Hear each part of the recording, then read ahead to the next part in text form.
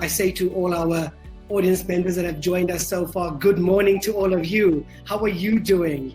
I must say to you a few house rules that we do have the chat available. So please talk to us in the chat, say hi, any questions, any comments, please share them. It is your platform for you to share with us. So Hanley, good morning to you from UP as always. Good morning, Hanley. Mokwatle, hello, and Howie, how are you doing, everybody? Thank you for joining us, as well as Ryan. So there we go. But we're waiting for Unam to join us, so let's give her a few more seconds, and then it's a go. Hey, Natasha, good morning to you too. Thank you for greeting. Fantastic. But while we wait for Unam to join us, team, we'll let's get going. Let's start sharing. Let's start chatting. You know, technical difficulties are the reality. But she doesn't have any technical difficulties. Good morning, Unam. How are you? Hi, I'm good. Thanks. How are you? I'm fantastic. Thank you. Your hairstyle is looking on point as well. When I do grow my hair out, I will try that too. But yes, thank you for being here. Thank you. It's called Bantu knots. Bantu knots, panelists. But to everybody, I must say to you all, good morning, Dumelang, Sanbonani, Molo. Konnichiwa for those that speak Japanese, ni hao, and for those that are from the Kasi like I am, hola and hosh. I greet you as we can, and to say to you, thank you so much for joining us today, and welcome to a webinar that deals with a very important subject. The 16 Days of Activism for No Violence Against Women and Children highlights the level of abuse against women and children and calls on us as all South African citizens to act to prevent it from happening. Now, in South Africa, the stats are shocking. I mean, when I look at them, they literally scare me. I mean, when we look at that, the fact that Interpol has declared South Africa the rape capital of the world, we have the highest rates of reported rape cases in the world, approximately 50,000 per annum. And, those are the reported ones. Interpersonal violence continually hovers between the 10th and 12th reason for women's deaths in South Africa's provincial and national mortality research. 3 women are killed every day at the hands of their partners in South Africa, and up to 6 women a day in general. And finally, I mean, there are roughly 220,000 applications for protection orders a year. Of those finalized, 25% result in breaches of the order, according to Watson in 2012. Now, the reality is that something needs to be done. I know that as a father to a daughter, I'm extremely concerned. But I do know that with that concern and with the fear for safety, I do know that we are going to have a discussion today because there is good news. And the good news is that innovation and technology have a massive role to play in addressing gender-based violence. Locally, we have some brilliant minds behind innovative technology that's already playing and will continue to play a significant role in stopping and preventing violence, reporting violence, and gathering evidence for violent incidents. Now, today, I'm joined by Warren Myers, the co-founder and CEO of Aura, on-demand, armed response, and emergency services technology platform in South Africa. Ricky Crook, CEO of Vumacam, a high-tech CCTV solution for us. Unam Matlati, a senior operations and logistic manager for Uber South Africa, and Mara Glennie, the founder of Tears Foundation, which provides support for those impacted by domestic violence, sexual assault, and child abuse. Welcome to you all. Good morning, everyone. Delighted to be here. Fantastic. Hi, thank you for having us. Thank you for availing yourselves. Mara, let's start with you. What is the impact of violence against women and children, not only as individuals, but as a country? Well, the difficulty with violence against women and children is that we steal something from them that can never be replaced. So that's the great sadness. So what we have to do is fill that space with something new, better, and healing. So the impact is 1 in 3 women in our country are raped or abused in their lifetime. So what I always say to colleagues and employers is, if 51%, which is the touted figure of your workforce, is women, 1 in 3 of that 51% has been raped or abused, and they're coming to work often with problems. So we need to have woman-friendly, rape-friendly services. So, for example, if there is a sexual harassment in the workplace, are your facilities enabling this woman to report her service, to report her problem to your service providers, whether they're your personnel manager or whether they are an outside service provider? So my answer to your question is that the reality is women are robbed of a part of their life by gender-based violence. Mara, you know, as you say that, you know, it takes my breath away. And it gives me a pit in my stomach, because that is the reality of what many women, as you mentioned, are facing each and every day. Us as a society are facing each and every day. And I know that, you know, it is heart-wrenching, but especially for the survivors, I know that you tell us about your journey later, and others out there. And again, I reinforce this fact.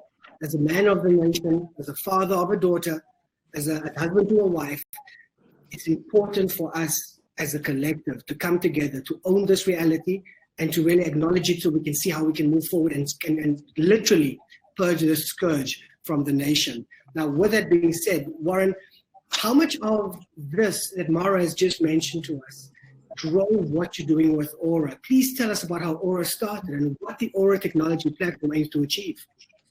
Yeah, thanks, Mara. I think that you touched on probably one of the most important points here, is that victims don't have access to the required services to keep them safe when they need it. And that's what Aura is. We're a technology platform that enable anyone to access the closest vetted security vehicle and medical vehicle to the location anywhere, anytime, using a connected device. And a large part of why we built this was because all of the private security services and medical services in South Africa only service 3% of the population in the most dangerous country in the world. And it made no sense to us. So we built this platform so that the supply, which is the response companies, and the demand, millions of people that previously couldn't access these critical services, could now, at the touch of a button, find each other in a shared value concept, where the response companies are winning, as well as the victims and people who need access to these services can now really easily, via apps, IoT, via control centers, quickly on an on-demand, what we call an Uberized way, find the closest and call in the closest person to come help them. And just to touch one more point around this narrative of GBV is, I've got 2 sisters and a wife, and the reason why no one ever touches them is because of me, because that would be a very sad day for whoever did that. The problem is most women don't have a big brother, and that's what I love about Aura, is we've got the ability now to put a big brother in every victim's pockets. Wow. You know, Warren, I think, I believe, and you know, the intention by which this was started by Aura is fantastic, because you now make it accessible to so many. And I think that as we look at it, I agree with you, is that, you know, with my sister and my mom, etc., and my wife and my daughter, we're there, and you know, it'll be a mistake for many out there, but there are so many that don't have access to that safety net, so to speak, and that peace of mind. So I think it's great work. We wish you the best with what you're doing, and I look forward to unpacking more about that as to how it's helping the citizens of the nation. Now, Ricky, to you, you know, how does the Vumacam system work, and what do the cameras do? And above all, how did it come about? You know, because it's very interesting. As I drive up to my house, you know, up in the Northcliffe area, I see this amazing camera stand, and for some reason, I breathe a sigh of relief as I drive past it. Was that part of the intention in launching it? Because I know that that radius that I'm in right now is a safe area because of that. Yeah, perfect. So thanks for having us. I think what's very eye-opening to me, and obviously, you know, we've been on this journey and involved in the security industry for many years, understanding the challenges that our country faces from criminal elements, and being involved in this process has been a huge eye-opener for me, because, you know, you hear about it, you know it's a problem, but you don't understand how big that problem actually is. And really, the Vumacam is we just a platform. So we understood the challenges from, you know, security providers managing and owning their own infrastructure, but each security provider would then, you know, fight in isolation. So you would have the silo kind of effect where the guys would put up infrastructure, but the same criminals that would, you know, attack or come to Northcliffe would go to Hyde Park, would go to Dainfern, to different areas, and no one knows that it's that same perpetrators that's going across. So what we said is, because of the fiber rollout, why don't we have a camera, ubiquitous kind of camera connected network, where if the same criminals that would do something in Northcliffe, then their details would be put in the system. As soon as they go into another suburb, that security provider would be notified. They would pull them over and prevent the next incident from taking place. As well as, if an incident did take place, once they leave that site, you would now have up to 500 vehicles now trying to intercept that vehicle and making an arrest. Together we, again, just a platform, we work with a multitude of security providers who are also vetted and credited and making sure they're using it for the right reasons, and could have up to 500 vehicles working together. And I think for me, going through this process and trying to understand it is really just that collaborative kind of effort. So if everything's done in isolation, you're not going to get anywhere. If there's collaboration and an ecosystem and information sharing, and I think like what was quite something that happened to me over the weekend is I'm on one of these groups where there's a lot of the responders, and it's for quite a big area. And there was a lady actually in distress who was being beaten up, and she managed to get a voice note out to her community. And then that voice note then escalated onto this response group. And within minutes, I think they had 6 different security companies on scene. They had SAPS, they had JMPD, and people came to the aid. And that's, and that talks around collaboration and managed to getting people working together. So if that voice note went into a group where no one actioned or no one did anything, again, you're in isolation. But because it made its way and escalated onto this response group, within seconds, there were people there who managed to come to the aid. And what was found out after that is the attacker was actually dumbfounded in terms of couldn't really understand that there were now more than 30 people there, and he was now the guy that was on the back foot, and completely changed the whole way that played out, and that's because of collaboration. And that's what we want to do. We want to just assist. We don't know what that exact use case, and so it's very, very clear from an Aura perspective. Press a button, someone comes to your aid. We're saying we've got a platform, we've got connected security companies, but together let's work on a solution and let's fight this problem, because it's a big problem. Ricky, fantastic. I love what you mentioned there with collaboration and ecosystem. Without the two of them coming together, the silos will only deal in pockets. And I love this collaboration discussion of ours, because it really is broadening that ecosystem to bring it into the hands of so many women that need the support, and children as well, to keep them safe, to let them feel safe within the land of which we live in. Warren, what's very interesting for me is how you've leveraged technology, and you're in that age where even COVID-19 has brought an expedited rate of technology to the markets a lot quicker. And I know you've been doing it a lot earlier than that. But with the adoption of technology, could you give us a practical example of how Aura works? So Aura, the easiest way to do it, and will back us up, we've been working with Uber for 3 to 4 years now. We're an on-demand emergency services platform, and I like to explain it as an Uberized model of someone pushing a button instead of a taxi coming. We've actually partnered with hundreds of private security and medical response companies who have our technology incorporated into their operations, so that when someone hits a button via an app or a wearable or any type of platform integration, the closest vehicle is immediately dispatched to that person's location. So there's no human being middlemanning or dispatching that resource, which we found was quite a big issue, creating quite a big delay in getting someone help. We wanted it to be on demand in the same way that you get an Uber.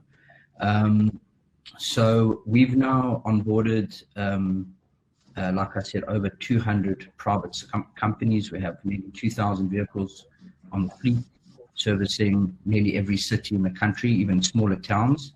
And even though we've been only around for 2 or 3 years, we've now onboarded over 200,000 users via multitudes of our different distribution partners. And those people who previously could never access emergency services now can when they need to, and they do. We handle about 50 real activations a day, from not only gender-based violence, general crime, home break-ins, home invasions, people that would have just never had the option of getting help are now getting help in 5 minutes. That's the average response time that our platform is providing nationally. Wow, it's fantastic. I mean, the technology factor excites me so much. And when many people think on demand, they think movies and TV shows. And you've taken it into the real life where you're giving that concept and the peace of mind that you are safe within the realm by which you are at, utilizing any technology that you have with you, if they utilize it. But Ricky, what Warren mentioned is brilliant, because they've got this amazing on-demand technology. Now, if someone sends an alert via phone, how does Vumacam play a role in this instance? Because this is where that collaboration and ecosystem kicks in to stop or prevent further crimes when we catch that perpetrator. So I think already the collaboration and us working with Aura exists. We've done the reverse of that. So we've done it when one of our security companies sees something suspicious happening on the cameras. They can escalate it autonomously through the platform, and then find the closest vehicle that then responds. We're now working on the reverse of that, where if someone had to press the button, then the closest camera could potentially pop up, and control rooms could have situational awareness to understand what's happening. So the last thing that you want to do is you don't want people responding blind. So you want to understand, has the situation escalated to such a point that it's probably even dangerous to get that responder there quickly, because it might just set the attacker even further and might lead to extremely harmful situation. If you could see what was happening in that situation, potentially it actually becomes a hostage situation as opposed to respond, and you need a different kind of person to respond and to calm the perpetrator down and take over that scene. And you're only going to be able to do that if you've got that situational awareness, and there's no better way to get situational awareness than camera footage in terms of what's actually happening, and how do you respond to that. Fantastic. Ricky, thank you so much. It's great to know that the theory you spoke about in what we need to do from an ecosystem and collaboration, you guys are actually practicing, and you guys are literally implementing it. And that for me sets a shining example of theory versus action. The action is being driven, it's being done, again, reinforcing that the ecosystem of safety that we live in within the collaboration that you've created. So thank you very much for that. Now, Unam, I must say to you that your Uber has entered our lives and is going to stay in our lives. From those that are grooving on the weekends to those that are just going up and down like myself, don't feel like driving, off we go. But Uber's taken great strides in ensuring the safety of passengers. Now, especially for the drivers. I mean, we know, the journey that Uber comes through in our country. And can you tell us a bit about how you have used technology to raise the bar on safety? Unam, you unmute? You are on mute? Did you unmute? Yes, safety has always been a priority for Uber, and since our launch, it's one of the main things that we focus in, and we've really believed that we also have a big role in increasing safety in the country. And so we always want to invest and continuously innovate in this field, and really, as you said, try raise the bar. So there's a variety of things that we've done and improved over the years. You've probably seen it in terms of improving the vehicle and driver information. So now you can see what color the vehicle that's picking you up is. I hope you check that, Ronnie. You check the color, you check the number plate. There's a photo of the driver that you can enlarge and really confirm that you're getting into the right vehicle. And I'm glad to see you nodding. So I see you do all of that also. But also there's different features that we also have. So we have something called two-factor authorization. So this is when a driver logs in from a new device that is not normal that they use on the Uber app.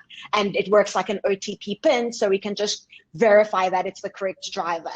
we also have something called 2-pin verification. And this is something as an Uber user, you can decide to switch on, and it will give you a pin, a 4-code pin. And before you get into the car, before the trip starts, you give it to the driver. And this really is a two-way verification. You as the rider can confirm that you're getting into the correct vehicle, but also the driver can really confirm that they're picking up the right rider. And so we really believe in protecting both riders and our driver partners. And there's things I think like Warren mentioned, we work with Aura in-app emergency buttons, trusted contacts, injury protection. But aside from the technology, we believe in investing in the technology, but sometimes you also need people on the ground. And so we do have a law enforcement relations team when there are urgent situations where police need to get hold of Uber, and really walk police through the journey on how Uber can help with dealing with situations. And we also have an incident response team. So these are just well-trained people, if we do have safety incidences, who really know how to deal with these incidences, and then when needed, call upon law enforcement. Wow, I love that. I love that. From action to technology to making sure that you're keeping both driver and rider safe. You know, Ricky, I love this because I hear the ecosystem is building. I hear the ecosystem is compounding with Aura, yourselves, and Vumacam, and of course Uber. So that's so exciting. So exciting to hear. I feel so blessed to become aware of this, and I'm sure our audience members are too. Mara, from the Cheers Foundation, you've got an amazing story to share. Would you mind sharing your personal journey with us and offer us some guidance on what women should do if they are in a domestic abuse situation? What steps do they take? Because this is often the gap that many women sit and don't know what to do. Thus, when we read statistics, we read about reported cases, reported stats, but there's so many that are going unreported. Please, would you mind sharing? So before I do anything, I talk about escaping. What I really want to say is that it's very heartwarming having this discussion today to realize that, unlike when I went to the police station to report my abuse, that there are so many services available to survivors. And in addition, that we're all collaborating to make it a better life. Wow, I give you all a hand. Well done, everybody, for your fabulous services. My heart is really warmed with it. So my journey of abuse was a very difficult one because I was waterboarded by my husband, and that is not a very nice experience. So the journey for Tears really began when I went to report my abuse at the police station and they couldn't help me. So the very bottom line is, when I got better, I decided that no woman in my lifetime, if I could help it, should ever go through that same experience again. So I used technology to develop a service that you can locate the 3 nearest places that you can go for help for free on any phone anywhere in the country. So let me first say, when you're leaving an abusive relationship and your life is in danger, run. Go as fast as you can, because you could end up dead.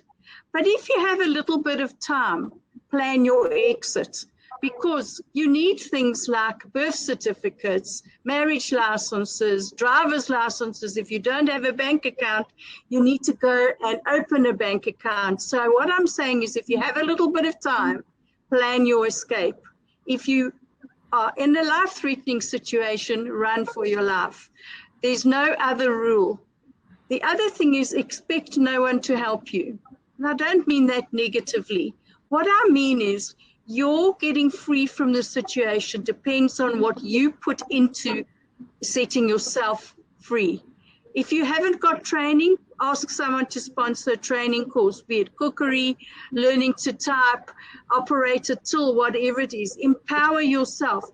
Because ladies, I learned from experience, nobody empowers you. It's up to you. So my experience was like this. After I'd been so badly abused, I had to learn to drive again. So I'm saying to all of you, what you knew yesterday went the day you started in that abusive relationship. What you are today is what you make of yourself, what you make of your future, and what you do. You know, there are many people like the people on this program that are here to help you. It does seem very scary, and it does seem very alone, but there are so many of us out there that want to help you. So my journey was a journey of discovery. One, starting the service where people could get help. And as we have discussed here, the emergency service NAMOLA is linked to our services. So we are indirectly linked service providers. And the second thing is take your future in your own hands. So when I realized that nobody was going to help me and I was going to have to take my service, my life into my own hands, I decided to become queen of my own life. So I'm suggesting to everybody who's in an abusive situation, ask for help. It hurts to ask, but you need to ask for help. We are all willing, and there are many people like us that are willing. And realize that no helicopter is going to come and save you. You're going to have to save yourself. Even if you've been escaped from the situation, wherever you end up, you're going to have to take your life in your own hands, be in charge of what you're learning and living. It isn't an easy journey, but I can promise you, you're not alone. So please reach out to all of us. We are here for you. Every one of the people that's spoken to you today and the many thousands of people that we work with all want to help you. So leave as soon as you can. Mara, thank you for that. And when it comes from that personal place, it also is gut-wrenching when you say I was waterboarded, and it's horrific to even think about. It's so difficult to visualize for me. But Mara, the question I want to ask is that what are the practical steps? So if you mentioned that if you are leaving and you get out immediately right now from an abusive relationship or abusive situation, you run as fast and as far as you can. But you also said, if you can, you plan the exit. What are the key steps and the processes in that planning? Where do you go to? Do you go to the police? Do you take that, like you said, birth certificate, ID? And, what are the simple things that people need to prepare mentally on that process? When you plan to leave an abusive relationship, I mentioned that people don't ask for help, but quite often people know that you're in an abusive relationship and they have your sympathy. You have their sympathy. So what you need to do when you're planning to leave is you need to have an emergency bag packed so that if you ask for help, you can leave immediately. Now, we've discussed earlier in this program that we have first responders who are able to help you. And that is a very important thing, because if they come to help you, it might save your life and the life of your children that you jump into their car immediately. You can't start saying, well, I want my phone. So you need to have prepared things like having a throwaway phone. Buy yourself a cheap phone. Save your emergency numbers, your sisters, your pastors, whatever numbers on that emergency number so that you are able to call them. And the most important thing is don't be afraid to ask for help. For me, one of the biggest things that I had to understand is that I could not do it by myself. I couldn't. I got into that situation, and be careful when you say to your partner you are leaving, because 6 women a day in South Africa are murdered by their intimate partners. And it would appear from research that those are murdered when they are telling the partner that they are ending the relationship as it stands. In other words, I'm leaving you, I'm taking the children, whatever the circumstances are. So don't tell your partner you are leaving alone. Have a friend, have a witness, because that is the time where you are taking everything he has become accustomed to away from him. And it's about control and domination. So what I'm doing, do not rush off and break off with the partner. Plan it and make sure you are not alone. Wow, thank you for that insight, Mara. I think it comes from your experience and your wisdom in walking that path and in informing and educating so many others to illuminate that path for them so they don't go through further trauma such as what you did. So thank you for sharing that experience. Warren, Mara mentioned something important, and she mentioned that there's a lot of focus on people reporting incidents, but a lot of people, for example, family and friends, social circles also know that there is abuse, and they often witness it or they witness the repercussions thereof within the individual. How is the Aura technology platform helpful in people being able to report abuse but might be scared to get involved? Well, firstly, we've got a third-person policy. So whether you're a bystander witnessing a crime or even a motor vehicle accident, and you're the customer, if you're witnessing it, we wouldn't ask any questions. We'd still come out and help that third party. And I think the key thing around what Mara is saying is that, this is a problem that needs to be dealt with two separate things. There's a proactive element, which is education, changing the mindset of men when they're growing up. That's an educational thing. I'm a technology guy. I'm a security guy. That's quite a bit out of my scope. But the second part is the reactive side, and I think Mara touched on this feeling that when I'm in trouble, no one's going to come help me, and we want to change that narrative. Like, we want you to know, if you need help, we'll get you someone there in 5 minutes, and that's quite a key thing, not only because we can get them de-escalate and hopefully save someone, but also the way that you deal with a bully is that you need to confront them, okay? And we want to change not only the mindset of the victims, but also the mindset of these bullies to say, you can't get away with this anymore. And if you're going to continue to do this, you're going to yourself get beat up, or you're going to go to prison, because what you're doing is a crime. So I think that to answer your question, whether someone is pressing this as a bystander, if it's your relative or if it's brother or sister, we're there to help and dispatch. We'll never get an activation to our platform and not respond. Fantastic. I think that's great peace of mind. Thank you, Warren, for that. Ricky, again, alluding to what Warren mentioned, and I'm going to link it consistently into all of us talking about, the principle of the ecosystem.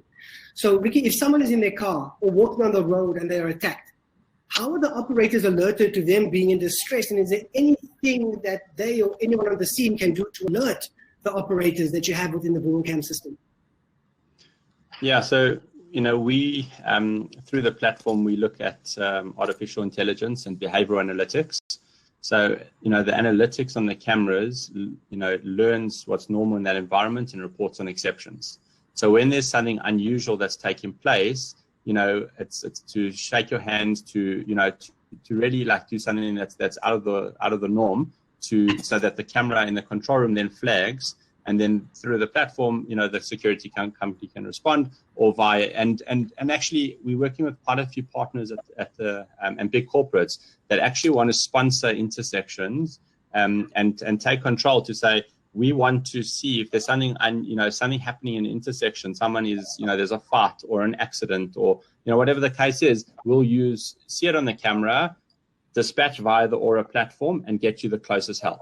And, so that needs to be triggered, on the black screen technology, because obviously the cameras aren't there to spy on people. They're not watching. It has to be triggered onto an unusual event. And then we can get you the quickest help possible. And I think over time, what's happened is we've actually seen people change behavior, and women, especially, that are taking routes to work, have chosen to take a different route to work because there's more cameras onto that route. And they feel much safer because they know that if something did happen to them, be it a criminal event or a fight or whatever the case might be, someone would be able to pick up that event and notify a response, and they felt much safer, just having the cameras in those locations. Ricky, you've alluded to something of the feeling of feeling safe. And I call that, whenever people ask me, how would you describe this innate feeling of just things are okay, you are safe, you have that better peace of mind. And I call it the that inexpressible something. And just by having that, what we don't realize, it adds so much more to the quality of our lives as individuals. Like I said to you, you explained how behavior change is happening with women changing their routes. It also impacted me when I'm driving with my daughter. It impacted me when I'm driving home as well. It impacted me when I approach home. So that feeling is already encompassing. And as we whippily flick that out like a pebble in a pond, that is the beauty of this ecosystem of technology that I'm hearing. Now, Unam, technology provides us with new ways to prevent and respond to gender-based violence. How can businesses be part of this solution over and above what Ricky has informed us on? Yeah, so I think I completely agree with you. I think technology can have quite a positive impact on how we deal with gender-based violence, and we're having this discussion now, and we're seeing that more and more people are trying to use technology to help with the scourge of this shadow pandemic, as we call it. But I think it's also important for us to take a step back and say, for these policies to be effective, do we have the right policies and procedures as business? And by that, and I think Warren alluded to this ecosystem and having a comprehensive approach to dealing with gender-based violence. So if you look at, do you have policies to help prevent the violence in your business? Do you have procedures that deal with remedy and protection of victims and ways to develop, of reporting these grievances? But in addition to these legal requirements, I think as business, we have quite an important role to play, and we have this privilege of, we have influence in shaping society. So are we creating workplaces that are gender friendly and policies and practices that really push for gender equality? So I really believe with the technology, but also the right processes and procedures, we can really help with this pandemic. I think that's fantastic. Thank you for that insight. And again, we throw the gauntlet out to business, because as I look at it, when you think of business, you know, it has changed. But essentially, you have your employer, you have your employees in the different tiers, wherever they may be based, you know, on site or off site. But the reality is, those employees are within a community. When you empower, inform, and educate and guide and access to being comfortable and safe and feeling safe, irrespective whether you're using public transport or not, you bring the element that many organizations are looking for, and that's authentic care. When you show care for the employee within the community, you're impacting behavior change, you're impacting behavior and the feeling around it. So I echo all the sentiments to business. You know, business, let's rock and roll. As Warren and Ricky said, that there's many businesses doing some great work from the policy and the legal perspective. We mentioned that, but let's take it to the next level. Let's make it live in the hands and the hearts of your employees. I think that'll be a fantastic change within Business South Africa as we look at it. Now, Warren, stats show that in most cases, victims of abuse know their attackers, but abuse happens behind closed doors and in public. It happens in both instances. What should people be aware of in terms of vigilance, and how do you know when to report an instance of suspected abuse? You know, I think that you know, we created this platform not for only when you're busy getting beaten up. This is a service that is available to you when you're feeling unsafe, when you're feeling threatened.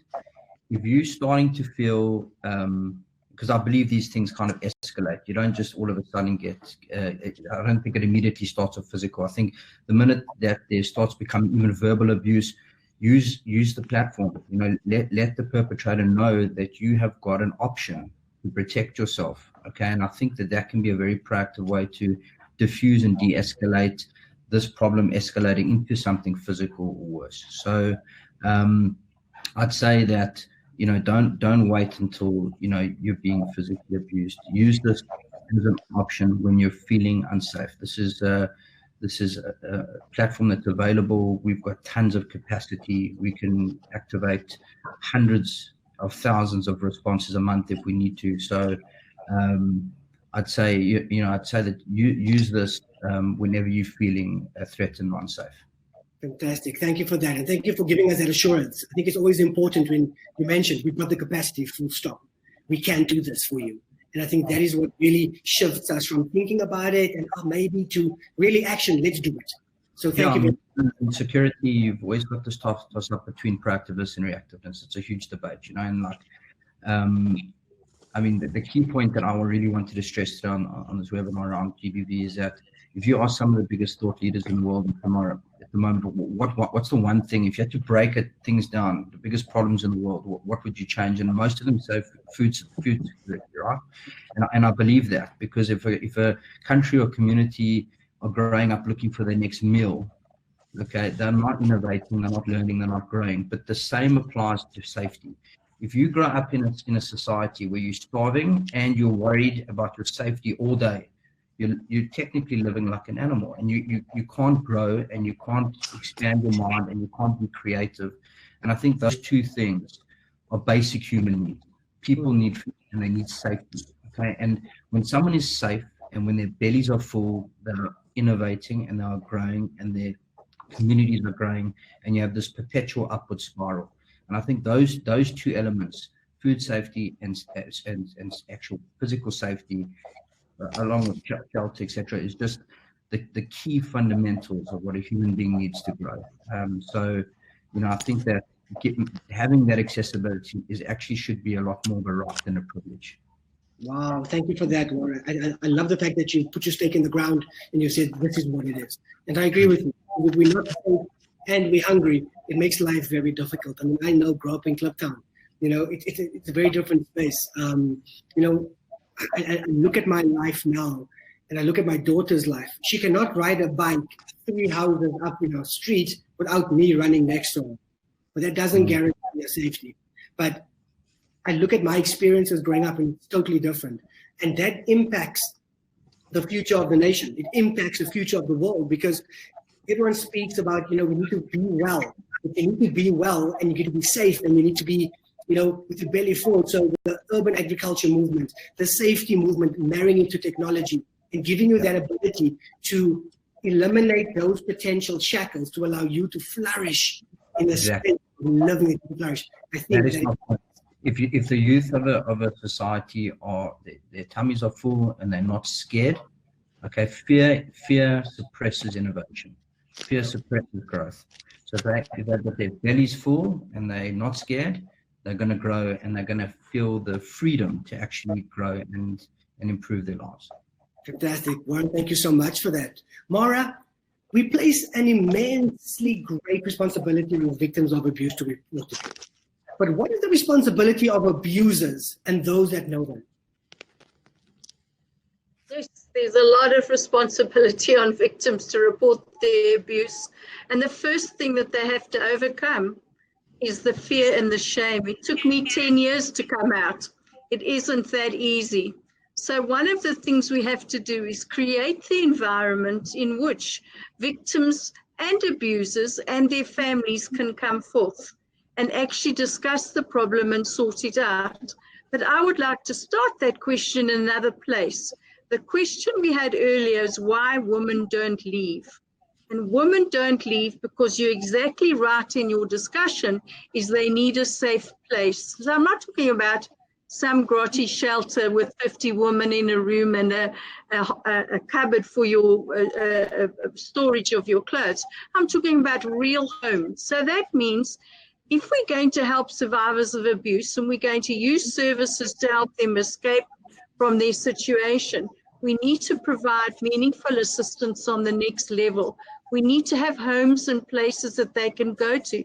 So when people are making the comment, you must report your abuse, and I believe they must, what plan are we making? We're helping them to escape, but are we helping them to start a new successful life? So that's my dream. My dream is to start a series of homes. They do have them overseas. We don't have them here, where there's a small unit where women can go and rebuild their lives. Because the onus on the woman to report stops there. And it needs to be a more holistic approach where we are all involved in their rehabilitation. And you do not get rehabilitated in a shelter. So everyone that's watching this today, there are so many shelters that need volunteers. Go out and volunteer. And once you've been there, I promise you, you'll put an effort into trying to change the lives of those women, because that is just a holding place. So we need to have us be a society genders or enables gender-based victims to recover. And reporting is only step one of recovery. And we need to help them. Often I counsel a person for 6 or 12 months before they have the courage to report the case. And the other sad part that I want to bring to all of my colleagues today is that you need an organization like Tears for Men. There are no really meaningful organizations that help men. So if you're going to address the family and address why he did that violence, we have to have proper places. And I'm not going to do it now, but I can give you a list less than fingers on my hand of places that help men. So this is a societal problem, not just a problem for women. We need to deal with it. What I'm finding, horrifyingly, is that we have boys of 8 years old performing sexual acts on their classmates of 6 or 7. And one has to ask with horror, how is that possible? It's because they've seen it on an internet or in their society. And where do I send those children? There are no places for them. Reform school, that's not a place for them. So I'm really saying we don't have the answers, but I thank you all from the absolute bottom of my heart for what you are doing in your jobs, because each one of you, with the technology that you offer, but not just that, technology is not enough. I've had the privilege of seeing a little glimpse into the feelings in your hearts and your whole desire to help women who've been abused. And I want to thank you so much for the fact that you want to help us and that you want to take this forward. I know that together we can make a meaningful difference, and that the onus will no longer be on women having to report it and take the action. Thank you so much, Mara, for those heartfelt thoughts. And we echo those sentiments. And as Warren mentioned, and I know that Unam and Ricky echo the same sentiments. It's about giving that safety to everybody, allowing you to flourish, allowing you to move on, allowing you to develop and grow further. So thank you for those heartfelt words. Unam, as we're reaching the end, I want to ask you a question. How does a technology company like Uber work with external partners to improve safety for the community at large? Ricky has mentioned the ecosystem. We have Warren that has mentioned the capacity that they've got he's created with his team in Aura to really help the community at large from a safety perspective. Are there ways we can leverage this technology to improve safety for all? Yes. And I think it goes back to your point, this collaboration. It's very initiatives to curb gender-based violence. It needs to have this collective collaboration from government to organizations like TIERS and different civil society organizations that work in this space, and while as this technology companies, corporate South Africa and developers, and we really need to get this ecosystem right. And as Uber, this is something that's very important to us. In the last couple of years, we spent a lot of time investing and working together with these civil society organizations that really specialize in human trafficking or gender-based violence, and working together with them on awareness and education and training and prevention.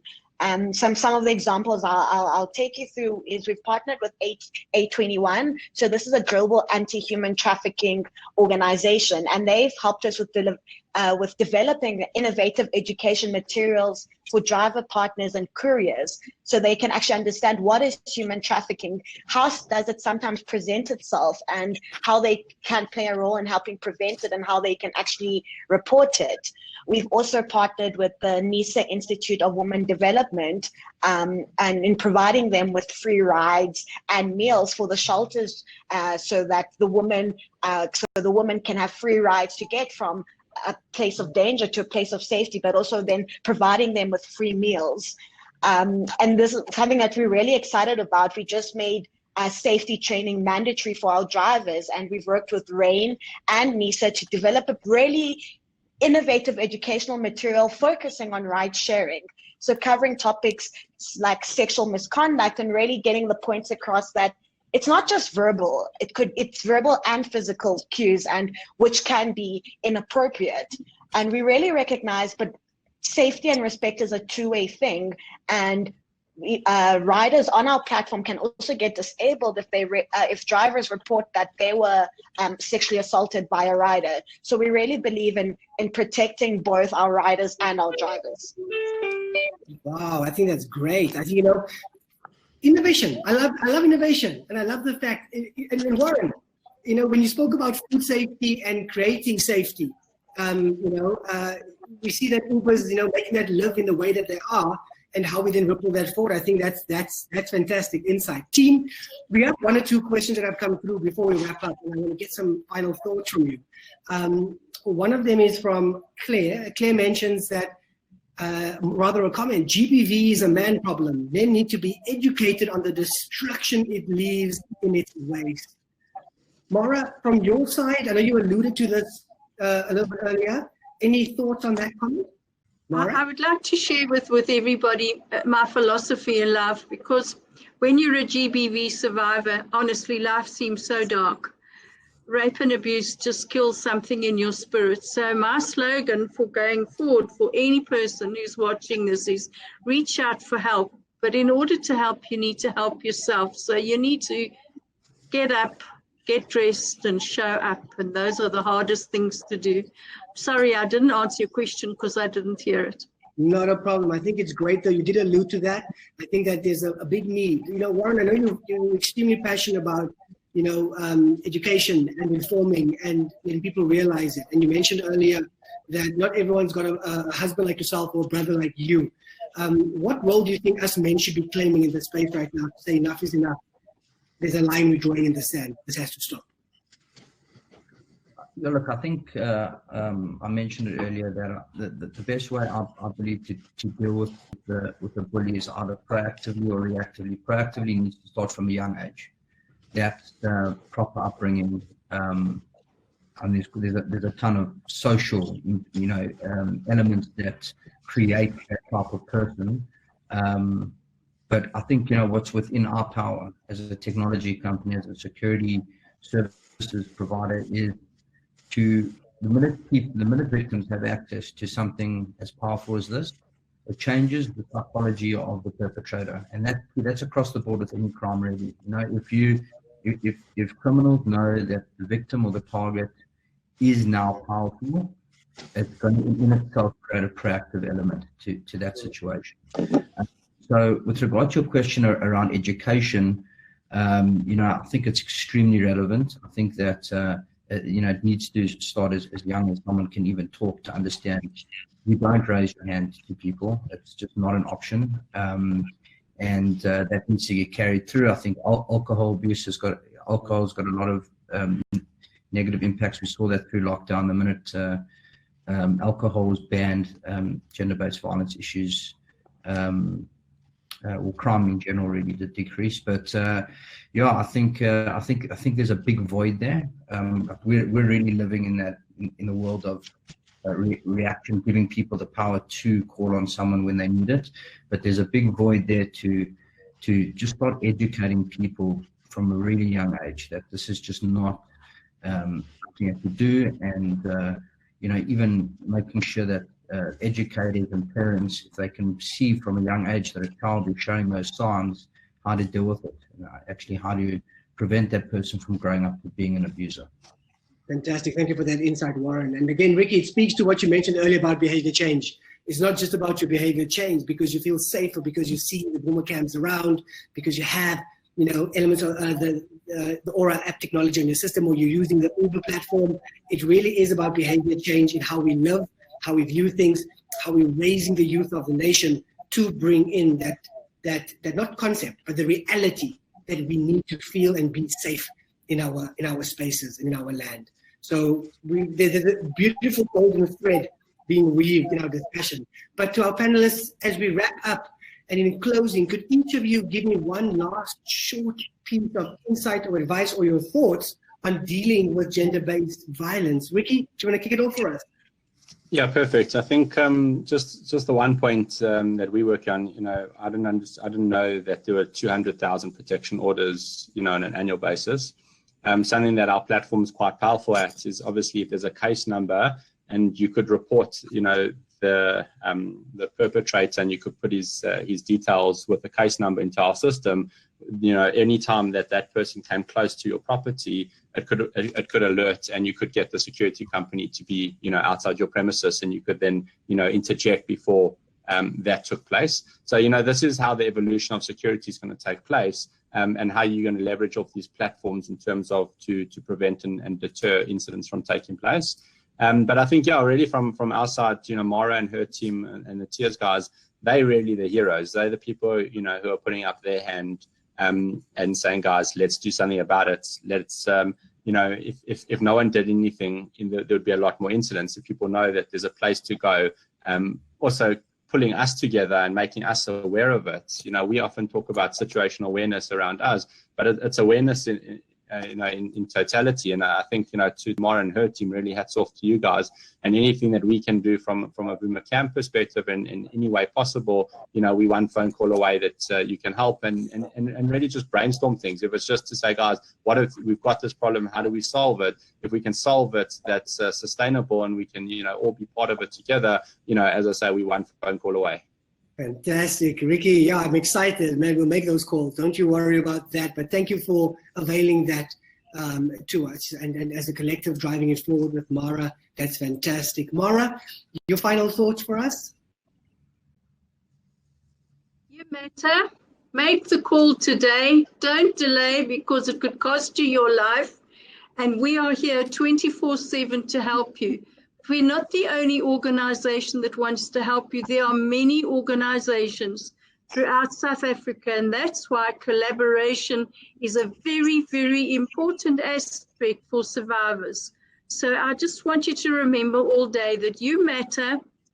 Call us when you need help. Oh, thank you so much, Mara. Thank you so much. Unam, your final thoughts?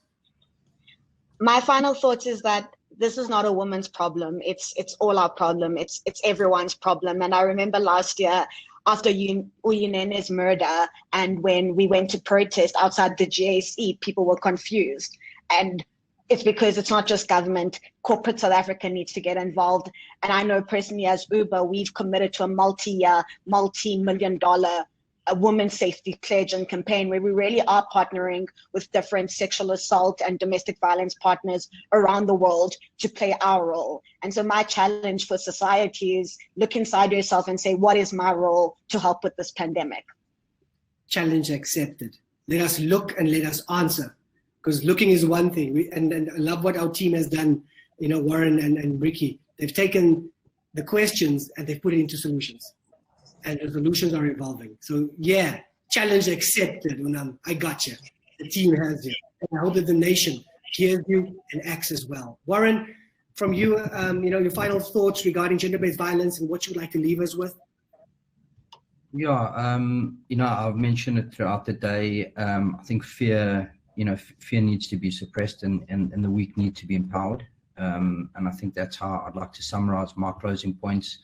Unam would probably know this, the founder of Uber, where he said, fear is the enemy and hustle is the antidote. And hustle is required here. I think webinars and all these things are an excellent first step, but we need to continue with action to actually create results. So Mara mentioned earlier that they partner with Namola, who are also a very important partner of ours. They're one of our key distribution partners.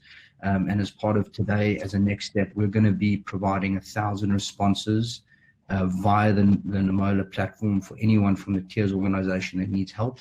So just to summarize, if you're associated with Tears and you are using Namola to assist help, generally that would, up until now, only include police or public medical services. We are now going to come to the party to ensure that those victims are immediately going to get access to our private security networks. I also want to just thank you very much, guys. Thank you for helping us put this together. All the organizers, amazing webinar. It was great to be part of it. You know, thank you so much, Warren. I think that we echo your sentiments, and you know what? I'm going to give you clicks of fingers, my man. These are the we clap on webinars, you know, for what you're doing with the Tears Foundation, opening that access up to those 1,000 people. Thank you so much for that. Again, you know, team, and to our audience and to the nation, I say to you, if you're looking for action, you heard about action, but you can see it, you experience it. We see the Vumacam infrastructure. We experience that safety in our Ubers. We know that Tears Foundation is there for us. And with the Aura team, we have the accessibility on our mobile phones and other devices to keep you safe. So the action boils down to us to drive this, not concept again, the action of creating safety, because it is not a luxury. It is a right that we shouldn't be literally, you know, pulling teeth out of, you know, mouths all the time to get. It should be there, and which should allow us to flourish as a nation.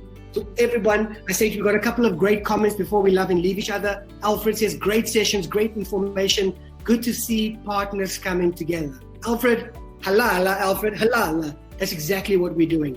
Thank you all for joining us. If you want to know more about Aura, Vumacam, or the Tears Foundation, please be in touch via their website, contact details. I think we all have Ubers. I know I do. I wonder when that premium Uber status voucher is coming my way.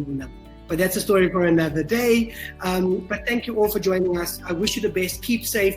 And as we enter the 16 days of activism, I need you to be aware that it's not just for 16 days. This should be every day. Let's live the philosophy of keeping ourselves and each other safe. If you are in need of support or assistance with the instance of domestic abuse involving women or children, please be in contact with Tears as well. To all of you, have an amazing day. Have a healthy day. Have a safe day. Cheers, everyone. Bye. Bye, everyone. Bye.